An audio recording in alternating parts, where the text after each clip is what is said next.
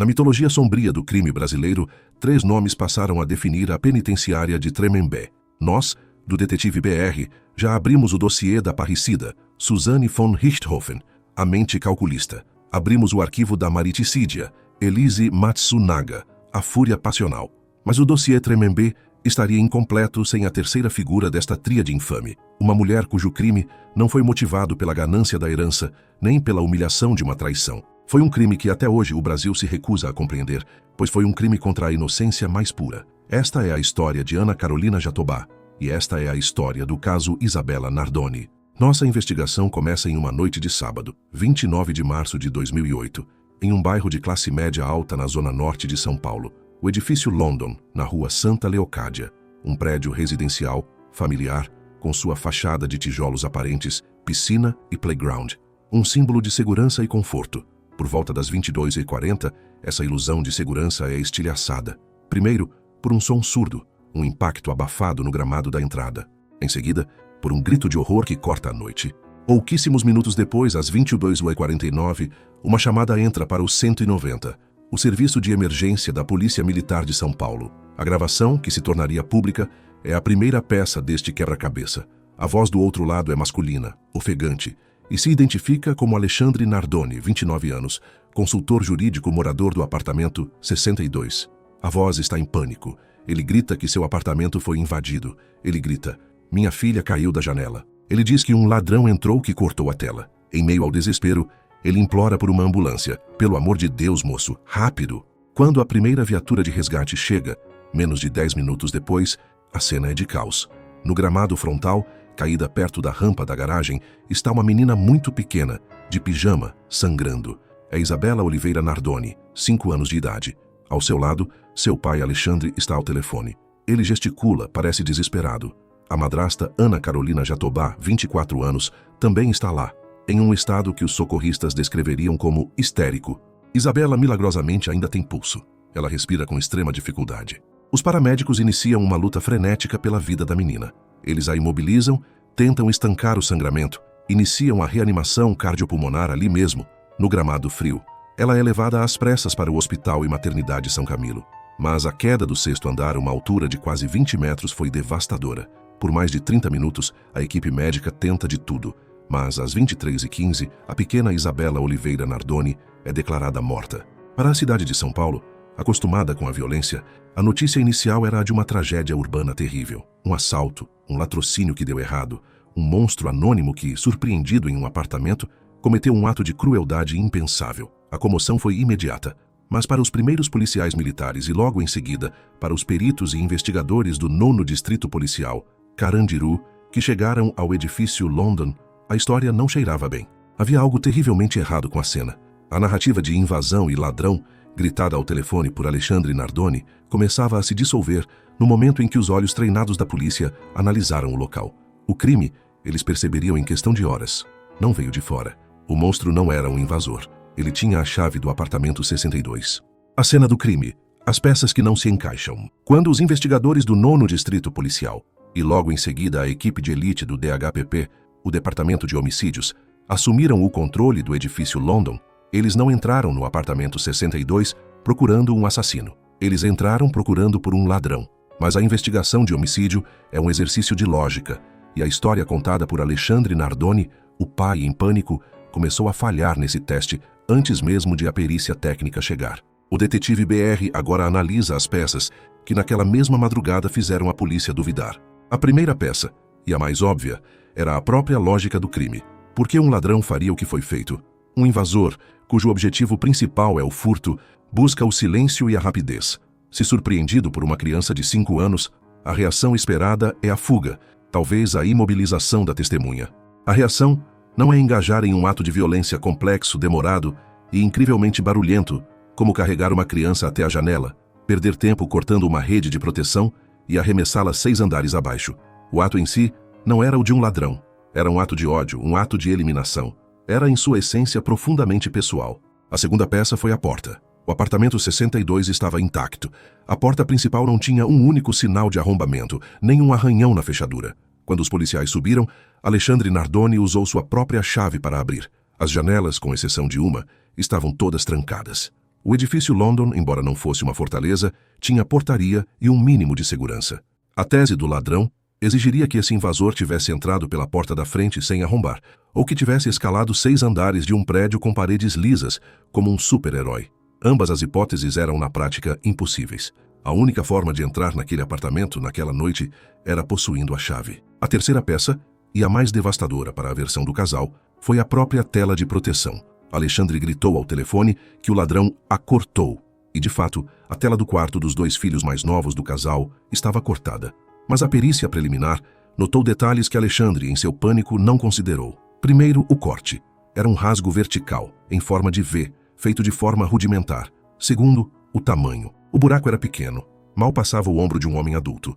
Um ladrão não conseguiria fugir por ali, mas uma criança de 5 anos passaria perfeitamente.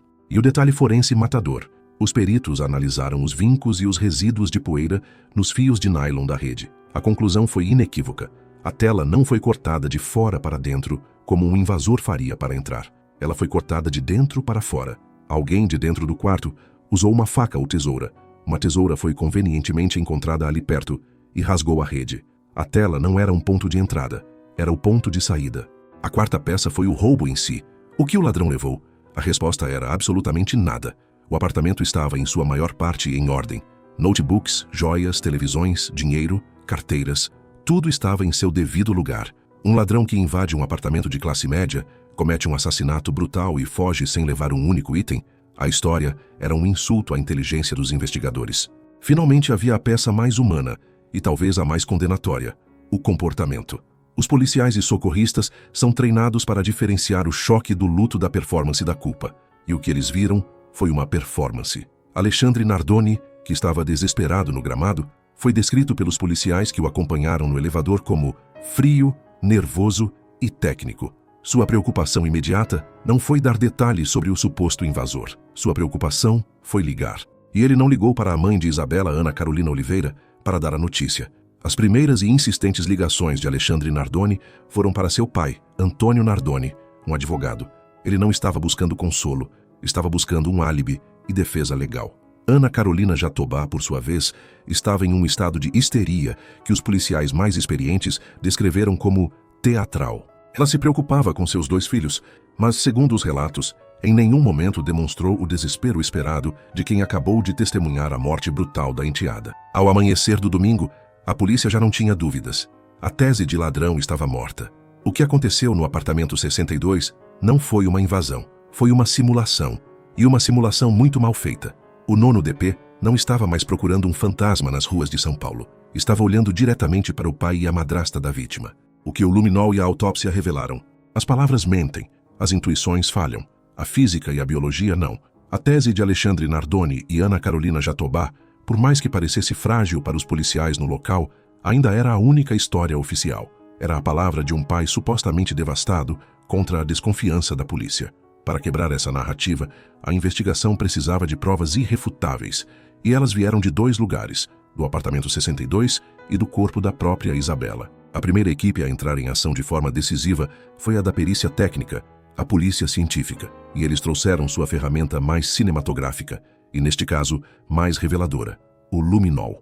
O apartamento foi isolado, as luzes foram apagadas, e os peritos começaram a borrifar o reagente químico que brilha em um tom azul esverdeado fantasmagórico quando entra em contato com traços de sangue, mesmo que o sangue tenha sido meticulosamente lavado.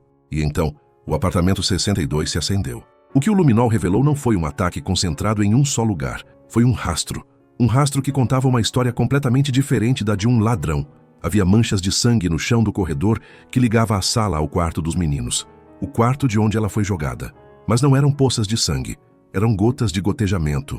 Para a perícia, isso significa uma coisa. Isabela estava sangrando antes de chegar à janela, e ela estava em posição vertical, provavelmente sendo carregada enquanto o sangue pingava dela. Havia sangue na sala, havia sangue no quarto do casal, e havia sangue, crucialmente, em uma fralda de pano encontrada no chão. O DNA confirmou. Era o sangue de Isabela. Este é um detalhe psicológico fundamental. Um ladrão não para e usa uma fralda para tentar estancar o sangue de uma criança que ele vai atacar. Mas um agressor, em um momento de pânico após a violência, na tentativa de conter a sujeira ou limpar a evidência, faria exatamente isso. A fralda não era um item de socorro, era um item de ocultação. Mas o luminol não se limitou ao apartamento. A perícia foi ao carro da família, o Honda Civic usado por Alexandre. E lá, no assoalho do carro, perto do banco do carona, mais brilho, mais sangue. O DNA, mais uma vez, confirmou. Era de Isabela. Esta foi a descoberta que mudou a linha do tempo. A violência contra Isabela não havia começado no apartamento. Ela havia começado dentro do carro, antes mesmo de eles subirem. Enquanto o apartamento e o carro confessavam, a segunda e mais implacável testemunha estava sendo ouvida no Instituto Médico Legal, o IML, o corpo de Isabela. A autópsia foi o golpe final e definitivo contra a farsa do ladrão. O laudo, assinado pelo legista Paulo Sérgio Tiepo, foi categórico. Primeiro, a causa da morte. A queda de fato foi fatal. Ela causou o politraumatismo que levou à parada cardiorrespiratória. Mas a queda não foi a única causa. Ela não foi o início da violência, foi o fim. Segundo, as lesões. O corpo de Isabela contava a história das agressões que ela sofreu antes de cair. Ela tinha um ferimento na testa, uma equimose, compatível com uma pancada forte, como se tivesse sido jogada contra o chão ou uma parede. Ela tinha lesões no pulso, sugerindo que foi agarrada com violência. E o mais terrível de tudo, ela tinha marcas no pescoço, sinais claros de esganadura, ou seja, estrangulamento feito com as mãos. Terceiro, a prova da asfixia. O legista encontrou sinais de asfixia mecânica, mas o detalhe mais brutal do laudo foi a constatação de que Isabela havia aspirado sangue. Isso significa que ela estava sangrando por um ferimento, provavelmente na boca ou nariz, causado pela agressão. E enquanto ainda estava viva, ela foi estrangulada. Ao tentar respirar durante a esganadura, ela acabou inspirando o próprio sangue para dentro dos pulmões. Quarto, a linha do tempo da morte. O laudo concluiu que no momento em que foi arremessada pela janela, Isabela Nardoni ainda estava viva. Ela não foi jogada morta para simular um acidente. Ela estava inconsciente, em processo de morte pela asfixia e pelos ferimentos, mas seu coração ainda batia. Ela morreu no impacto contra o solo. A ciência havia falado. O luminol mostrou o onde. A autópsia mostrou o como. A história do ladrão não era apenas uma mentira, era uma impossibilidade física e biológica. O que aconteceu no edifício London não foi um assalto, foi uma sessão de tortura que começou no carro, continuou com agressões no apartamento, culminou em uma tentativa de assassinato por estrangulamento e terminou com o arremesso de uma criança de 5 anos, ainda viva, do 6º andar. A polícia já não tinha suspeitos, tinha seus autores. O perfil da família, a mãe e o ciúme doentio. Para entender a fúria daquela noite, a investigação do DHPP teve que se afastar das provas físicas e mergulhar nas provas psicológicas. O que eles encontraram não foi uma família, mas um barril de pólvora de ciúme, ressentimento e controle, e a pequena Isabela Nardoni era o pavio. A história começa com Ana Carolina Oliveira, a mãe de Isabela. Ela e Alexandre Nardoni tiveram um breve relacionamento. Quando ela descobriu a gravidez, o relacionamento já havia terminado. Isabela nasceu, e o que se seguiu foi o padrão de muitos casais separados. Uma disputa fria e burocrática por reconhecimento de paternidade que exigiu um teste de DNA e por pensão alimentícia. Para Alexandre, Isabela não foi uma filha celebrada, foi uma complicação legal. Pouco depois, Alexandre engatou um novo relacionamento com Ana Carolina Jatobá, e com ela, ele construiu sua nova família. Eles tiveram 2 filhos homens, em rápida sucessão. Aos olhos de Alexandre, e especialmente aos olhos de Jatobá, esta era a família oficial. O apartamento 62, no edifício London, era o santuário desta nova vida. E Isabela? Isabela era a outra. Ela era o elo vivo e constante com o passado que Jatobá queria apagar. Ela era a criança que vinha de fora, a cada 15 dias, para perturbar a ordem do novo núcleo familiar. A investigação, ao entrevistar amigos e principalmente a mãe de Isabela, Ana Carolina Oliveira, começou a pintar o retrato de Ana Carolina Jatobá. E não era um retrato bonito. O que emergiu foi o perfil de uma mulher descrita como explosiva, controladora e, acima de tudo, patologicamente ciumenta. O ciúme não era apenas de Alexandre com sua ex-namorada. Era um ciúme de Isabela. Jatobá, segundo os autos do processo, via a enteada de 5 anos como uma rival. Uma rival pela atenção do marido. Uma rival pelo afeto dos avós paternos. Uma rival que roubava o tempo e o dinheiro que ela acreditava pertencerem exclusivamente a ela e aos seus 2 filhos. Ana Carolina Oliveira, a mãe, tornou-se uma testemunha-chave. Ela relatou aos investigadores um histórico de hostilidade. Contou que Jatobá ligava incessantemente durante os fins de semana em que Alexandre estava com a filha, monitorando cada passo. Contou que, em uma ocasião, Jatobá pegou o telefone e gritou ameaças, dizendo para ela nunca mais ligar para o celular de Alexandre. A relação não era pacífica, era uma guerra fria travada por uma menina de 5 anos. A mãe de Isabela relatou mais. Contou que a filha, muitas vezes, voltava dos fins de semana na casa do pai quieta, triste, e em pelo menos uma ocasião, relatou que a filha voltou com um hematoma. A desculpa de Jatobá foi a clássica: caiu, coisa de criança. Mas à luz dos acontecimentos, essa queda ganhava um significado sombrio. O detetive BR precisa analisar o papel de Alexandre Nardoni nesta dinâmica. Ele não era um espectador inocente. Os investigadores o descreveram como um homem de personalidade fraca, mimado pela própria família, os Nardoni, e completamente dominado pela nova esposa. Ele era o facilitador. Para não se indispor com Jatobá, para manter a paz em seu novo casamento, ele permitia a hostilidade contra a própria filha. Ele era o mediador covarde que, no fim, escolheu um lado. Naquela noite de 29 de março, essa tensão acumulada explodiu. A investigação sugere que a briga, que começou no carro, foi o estopim. Provavelmente uma discussão por dinheiro, ou pela simples presença de Isabela. Jatobá, em um acesso de raiva, teria agredido a criança. E Alexandre, em vez de proteger a filha, protegeu a esposa. Com a perícia forense, tópico 3, e o motivo psicológico, tópico 4, agora alinhados, o caso estava fechado. A polícia tinha o como, o onde e o porquê. Em 2 de abril de 2008, apenas 4 dias após o crime, a farsa do ladrão foi oficialmente descartada pela polícia. No dia 3 de abril, a justiça decretou a prisão temporária de Alexandre Nardoni e Ana Carolina Jatobá. A comoção foi indescritível. O casal, que tentou se esconder atrás da figura de um ladrão fantasma, foi preso em meio a gritos de assassinos da população que cercava a delegacia. Eles não eram mais apenas suspeitos. Eram, aos olhos do Brasil, os algozes de Isabela. O inquérito policial foi concluído em tempo recorde e o Ministério Público denunciou formalmente o casal por homicídio triplamente qualificado. Eles agora eram réus. A reconstituição e a guerra de narrativas. A prisão de Alexandre Nardoni e Ana Carolina Jatobá, em abril de 2008, foi o estopim. O que se seguiu não foi uma investigação silenciosa, conduzida nos bastidores.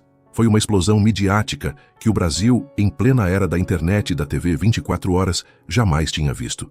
A pequena Isabela não era mais apenas uma vítima. Ela havia se tornado um símbolo nacional, a filha do Brasil. E em contrapartida, o casal Nardoni não era apenas réu, era a personificação do mal. A comoção era ensurdecedora. Do lado de fora da delegacia, centenas de pessoas se aglomeravam dia e noite gritando assassinos. Cada aparição do casal, sendo levado para depoimentos ou exames, era um evento de fúria popular. Em meio a esse caos, 2 guerras paralelas começaram. A primeira era a da defesa.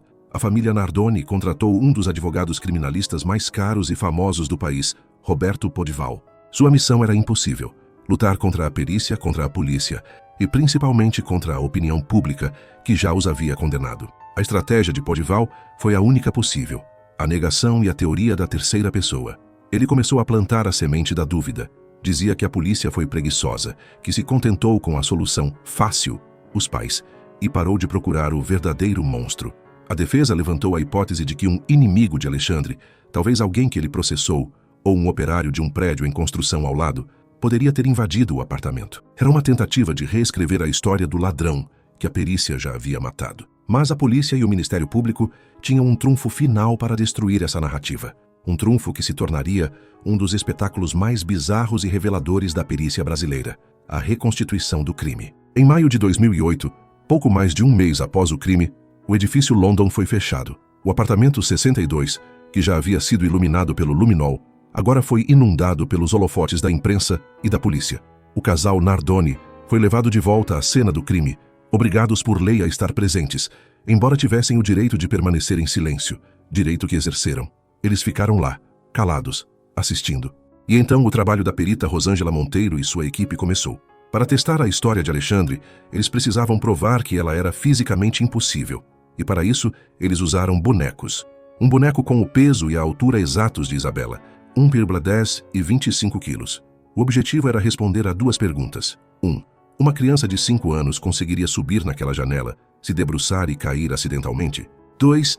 A forma como o corpo foi encontrado no gramado era compatível com uma queda acidental ou com um arremesso. O resultado foi devastador. Os peritos provaram que, para Isabela ter subido na cama ao lado da janela e alcançado o parapeito, ela precisaria de um esforço de escalada que era incompatível com sua altura. Mas o teste da queda foi o golpe final. A perícia arremessou o boneco pela janela de várias maneiras, e eles descobriram que para o corpo cair onde caiu, a mais de 3 metros da base do prédio, ele não poderia ter tropeçado e caído. Uma queda acidental mole faria o corpo cair muito mais perto da parede. O local onde Isabela foi encontrada era perfeitamente compatível com uma trajetória balística. Em português, claro, ela foi arremessada, com força, por um adulto. A reconstituição, que a defesa esperava usar para criar dúvidas, fez o oposto. Ela selou o caixão da tese de acidente, e o silêncio do casal Nardoni, durante o processo, foi interpretado pelo público como uma confissão. O teatro do pai desesperado havia acabado. Com a reconstituição em mãos, o inquérito policial foi concluído. O delegado Caleb Fiuza indiciou formalmente Alexandre Nardoni e Ana Carolina Jatobá. A denúncia do Ministério Público, assinada pelo promotor Francisco Sembranelli, foi brutal. Homicídio triplamente qualificado. As 3 qualificadoras contavam a história inteira. 1. Meio cruel. A asfixia e as agressões que causaram sofrimento desnecessário à vítima. 2. Recurso que dificultou a defesa da vítima. A vítima era uma criança de 5 anos, indefesa. Tosto para assegurar a ocultação e a impunidade de outro crime. Esta é a chave. Eles não a jogaram só para matar. Eles a jogaram para esconder os crimes anteriores, a agressão e a tentativa de estrangulamento. A queda era a limpeza da cena. A guerra de narrativas estava perdida. A defesa não tinha mais o que fazer. O caso estava pronto. O Brasil agora só podia fazer uma coisa: esperar pelo dia em que Alexandre Nardoni e Ana Carolina Jatobá finalmente sentariam no banco dos réus para enfrentar um júri. O julgamento, a arena, o promotor e a mímica. 2 anos. O Brasil esperou 2 longos anos. Em 22 de março de 2010, o Fórum de Santana, na zona norte de São Paulo, não era mais um tribunal, era uma arena. Do lado de fora, uma multidão ensandecida, alimentada por 2 anos de cobertura midiática incessante, cercava o prédio. Gritos de assassinos e justiça eram a trilha sonora. A comoção era tão intensa que o fórum precisou de um esquema de guerra, com centenas de policiais e bloqueios nas ruas. O Brasil não queria apenas um julgamento, queria uma catarse. E o casal Nardoni, que por 2 anos permaneceu em silêncio, finalmente sentaria no banco dos réus. De um lado, a defesa. A família Nardoni, rica e influente, contratou um dos advogados criminalistas mais caros e midiáticos do país, Roberto Podival. Sua tarefa era, francamente, impossível. Ele não tinha como lutar contra o luminol. Ele não tinha como lutar contra a autópsia. Ele não tinha como lutar contra a reconstituição. A ciência era unânime. A única estratégia de Podival era a negação pura e a tentativa de desmoralizar a polícia, pintando o retrato de uma investigação apressada, preguiçosa e contaminada pela imprensa, que se recusou a procurar o terceiro homem, o invasor fantasma, que a defesa tentava ressuscitar. Do outro lado, a acusação. E aqui o detetive BR precisa ser claro. Este julgamento não foi vencido apenas pelas provas. Foi vencido pela forma como elas foram apresentadas. O promotor Francisco Sembranelli não era um acusador que gritava. Ele era o oposto, metódico, calmo, quase professoral. Ele não precisava de retórica inflamada. Ele tinha o laudo. Ele tinha as fotos. Ele tinha a física. Por 5 dias, Sembranelli, com uma paciência cirúrgica, desmontou a tese da defesa ponto por ponto. Ele repassou o luminol, a fralda ensanguentada, a asfixia, o sangue no carro, a trajetória balística. Ele contou a história, não como uma teoria, mas como uma certeza científica. Mas o ápice do julgamento, o momento que entraria para a história do direito brasileiro, aconteceu durante o interrogatório de Alexandre Nardoni. Este era o momento que o Brasil esperava, o confronto. Alexandre, no banco dos réus, manteve uma postura que muitos descreveram como arrogante. Ele negou tudo. Repetiu friamente a história do ladrão. Ele desafiou o promotor. Em um ponto, exasperado com a precisão das perguntas de Sembranelli sobre como ele teria agredido e arremessado a filha, Alexandre Nardoni cometeu seu erro fatal. Ele se virou para o promotor e, em um tom de desafio, perguntou como ele, um pai, poderia ter feito aquilo. Ele estava essencialmente pedindo ao promotor que demonstrasse a acusação. E Sembranelli o fez. O que se seguiu foi um silêncio sepulcral no plenário. O promotor Francisco Sembranelli, até então calmo e técnico, levantou-se. Ele não respondeu com palavras. Ele respondeu com o corpo. Na frente do júri, da plateia e do próprio Alexandre, Sembranelli começou a mímica do horror. Primeiro ele fez o gesto de quem agarra alguém com violência e dá uma pancada. Em seguida, ele levou as 2 mãos ao próprio pescoço, simulando com os dedos a esganadura, o ato de estrangular. Depois, ele fez o gesto de quem levanta um corpo pequeno e inerte. E por fim, o golpe de misericórdia. Ele fez o movimento de arremessar algo para baixo, pela janela. Foi um teatro de mímica devastador. Durou talvez 10 segundos, mas foi uma eternidade. Naquele momento, Sembranelli não estava mais descrevendo um laudo. Ele estava fazendo o júri ver o que Alexandre e Jatobá fizeram. Ele tirou o crime do papel e o colocou dentro da sala. O que o luminol mostrou em azul, o que a autópsia descreveu em termos médicos, o promotor traduziu em ação humana. Alexandre Nardoni, o homem que desafiou o promotor, desabou. Sua fachada de frieza ruiu. Ele teria gritado, chamado o promotor de mentiroso. Ana Carolina Jatobá, que até então alternava entre a apatia e o choro controlado, entrou em colapso. O teatro da defesa, a tese do invasor, tudo se dissolveu diante daquele gesto. Para muitos analistas jurídicos, o julgamento foi ganho ali. O promotor não apenas provou seu ponto, ele encerrou a discussão. Os 5 dias de julgamento foram um massacre de evidências, mas o golpe final foi psicológico. O júri agora tinha uma imagem mental, clara e brutal, do que aconteceu no apartamento 62. A defesa não tinha mais nada a dizer, só restava esperar o inevitável. O veredito e o destino Tremembé. O gesto do promotor Sembranelli foi o fim. O que se seguiu foi apenas a formalidade. Os debates se encerraram. O juiz Maurício Fossen deu as últimas instruções aos 7 jurados, 7 cidadãos comuns da zona norte de São Paulo, que por 5 dias respiraram o ar denso daquele plenário. Eles foram levados à sala secreta para deliberar. O Brasil parou. A nação, conectada por rádios, televisões e os primeiros sinais de redes sociais, prendeu a respiração. Mas não havia de fato suspense. A pergunta não era se eles seriam condenados, mas há quantos anos. A espera não foi longa. A complexidade do caso já havia sido dissecada. A decisão do júri foi rápida e unânime. Culpados, ambos. O juiz Maurício Fossen tomou seu assento para ler a sentença. O silêncio no plenário era total, quebrado apenas pelos cliques das câmeras. E então, a voz da justiça falou. O juiz, em uma sentença que se tornou histórica pela sua dureza e fundamentação, não poupou palavras.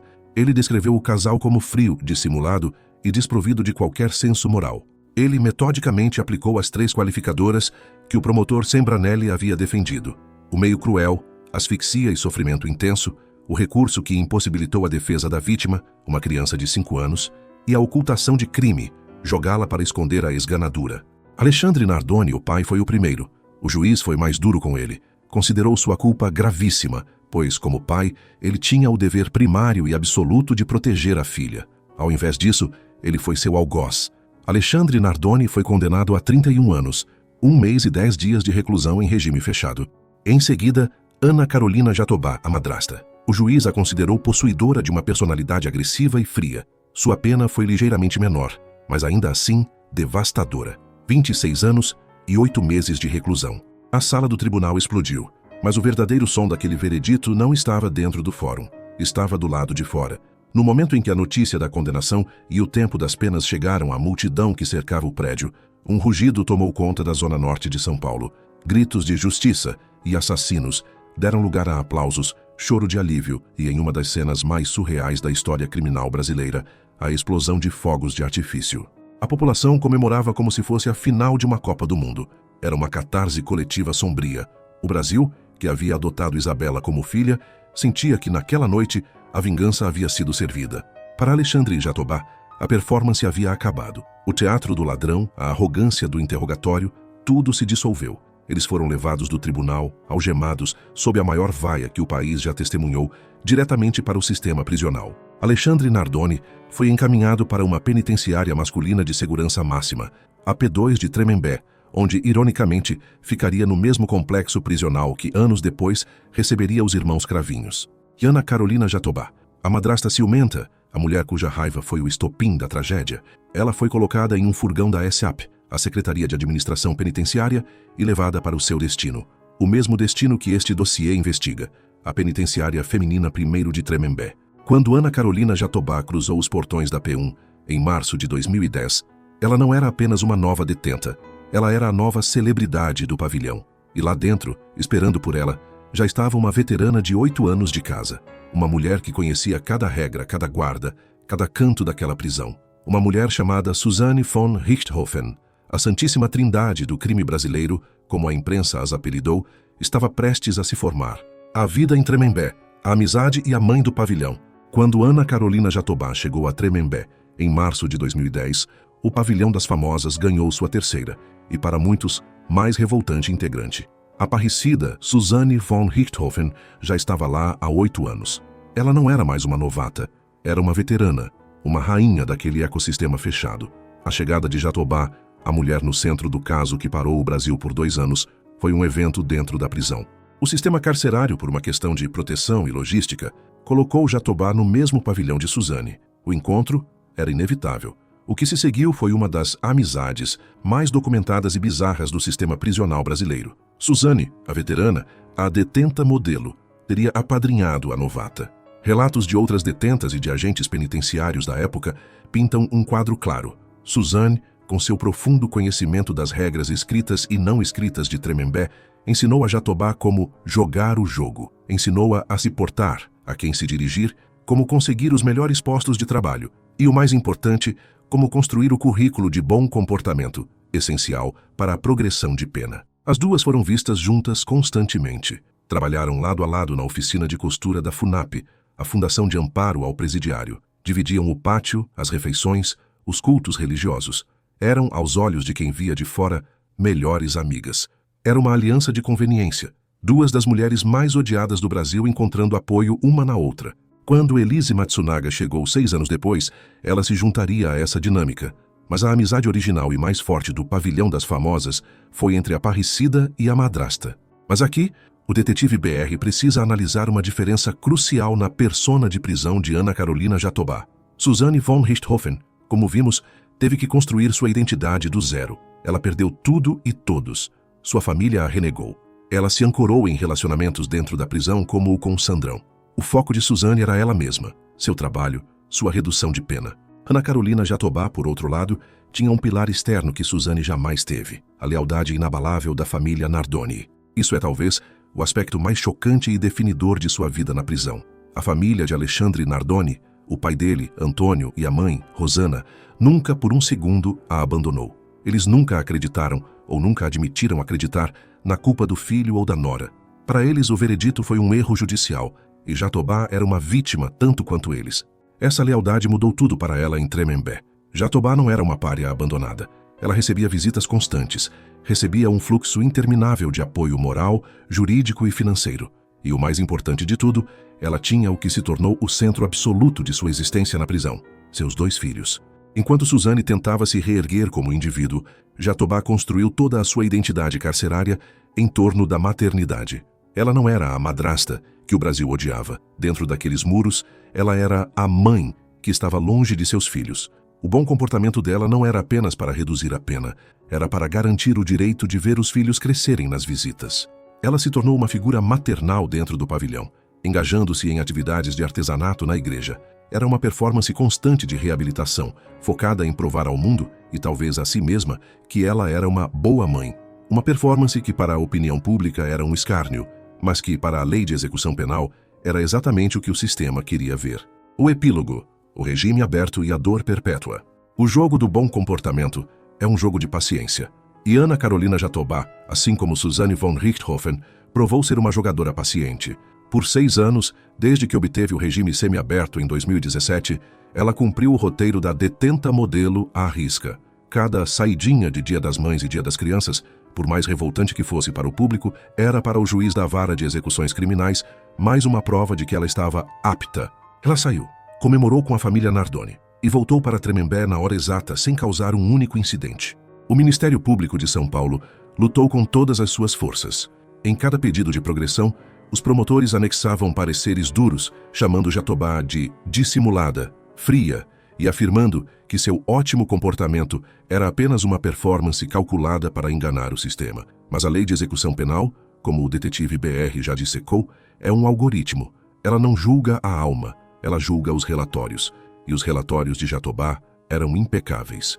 Em junho de 2023, 15 anos após o crime, a matemática da lei venceu a comoção social. A Justiça de São Paulo concedeu a Ana Carolina Jatobá a progressão final, o regime aberto, na prática, a liberdade. A decisão significava que ela não precisaria mais voltar para Tremembé para dormir. A Santíssima Trindade, do Pavilhão das Famosas, estava oficialmente desfeita. Suzanne havia saído em janeiro daquele mesmo ano. Elise Matsunaga havia saído no ano anterior. Agora Jatobá fechava a porta da cela por trás de si. A mulher condenada a 26 anos e 8 meses por participar do assassinato de sua enteada de 5 anos estava, para todos os efeitos, livre. E o seu destino após a liberdade é o detalhe mais chocante deste epílogo. Ela não foi para um lugar anônimo. Ela não tentou se esconder. Ana Carolina Jatobá foi para casa. E a casa dela ainda é a da família Nardoni. Ela foi morar em um apartamento de luxo, propriedade de seu sogro, Antônio Nardoni, o avô de Isabela, na mesma zona norte de São Paulo onde o crime aconteceu. A lealdade da família Nardoni, que a apoiou em cada dia de prisão, continuou do lado de fora. E Alexandre Nardoni, o pai que arremessou a própria filha, ele não ficou muito para trás. Tendo também um comportamento exemplar na ala masculina de Tremembé, ele progrediu para o semiaberto em 2019. Usufruiu das saidinhas de Dia dos Pais e, em maio de 2024, menos de um ano depois da esposa, a justiça também concedeu a Alexandre Nardoni o regime aberto. Hoje, os dois, o pai e a madrasta, os dois condenados pelo assassinato de Isabela, estão livres, mas o epílogo desta história não é sobre eles. O dossiê Detetive BR termina este capítulo focando na única pessoa cuja sentença não tem progressão de regime. A única pessoa que cumpre de fato a prisão perpétua, Ana Carolina Oliveira, a mãe de Isabela. Enquanto os assassinos de sua filha jogavam o jogo da redução de pena, Ana Carolina teve que jogar o jogo da sobrevivência. Por anos, ela foi a voz da memória de Isabela, uma presença constante na mídia, lutando para que o caso não fosse esquecido, para que a narrativa dos Nardoni não vencesse. Ela teve que assistir ano após ano às fotos de Jatobá sorrindo em saidinhas de Dia das Crianças. A dor, como ela mesma descreve, nunca vai embora, mas ela teve que encontrar uma forma de construir uma vida sobre as cinzas. Ana Carolina Oliveira se casou novamente. Hoje, ela tem 2 novos filhos, um menino e uma menina. Ela deu à luz a uma nova família, e ela transformou sua dor em um propósito. Ela fundou o Instituto Isabela Nardoni, uma organização dedicada a combater a violência contra crianças e a dar amparo a famílias de vítimas. No final, o paradoxo do caso Nardoni é o mais cruel de todos.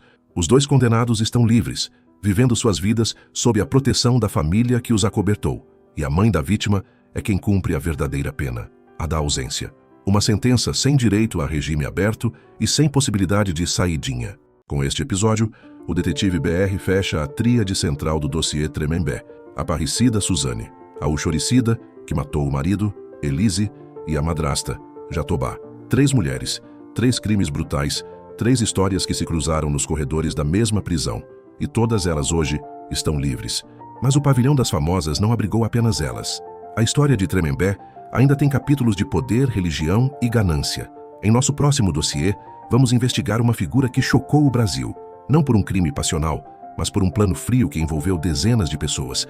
A história de Flor Delis, a deputada e pastora condenada por mandar matar o próprio marido.